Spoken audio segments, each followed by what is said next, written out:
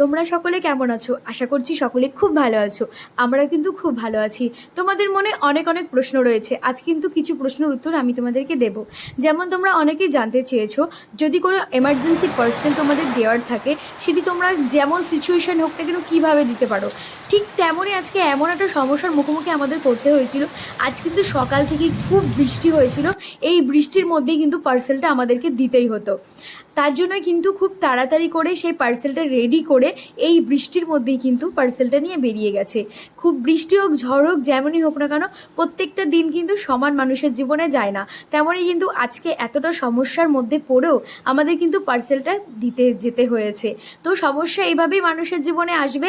খুবই ইজিলি, খুবই সময় নিয়ে সেই টাইমটাকে পার করতে হবে, তাহলেই কিন্তু লাইফে ভালো হবে, তাই না? সবসময় কিন্তু মানুষের জীবনে একরকম যায় না। মানুষের জীবনে সমস্যা নিয়েই, খুশি নিয়েই মানুষের জীবন। এই হলো রেগুলার টাইম।